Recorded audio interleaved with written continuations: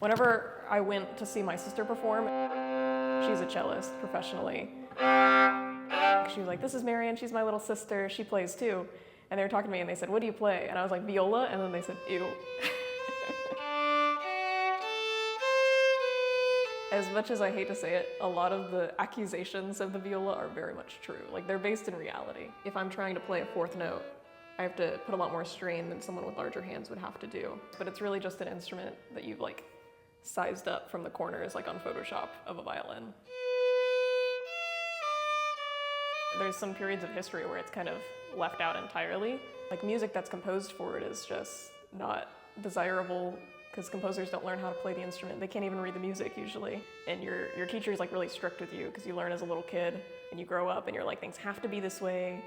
It can't be any different. If you do it a different way, it's wrong. And I think there's this fear of change and this fear of like being wrong in the orchestra, so people really hold on to what they have and they're not willing to change the way that something looks. Day one of walking into my art history class on modern design, I kind of knew what I wanted to write my paper about. Like, I was like, I want to write about the Pellegrina Viola. Because my only experience with it prior was other musicians in the orchestras telling me how much they just despised it and how ugly it was and how terrible it was. These bouts are like very lopsided. And just formally, I think, from like that sculptor standpoint, I think it's a lot more interesting. I think it has a lot more going on. And I would be very excited to play it if it really does like meet up to all of its claims about improving comfort. And sounds the same. Sounds better. And so that's creating like double the volume in the instrument's body. So it can play louder, it can play stronger, it like really grabs onto deeper notes.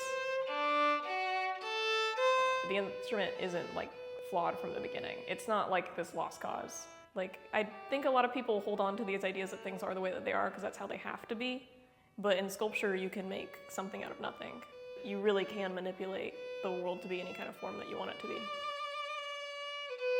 My cellist sister wants to introduce me to people. She's like, you should introduce yourself as a violinist first.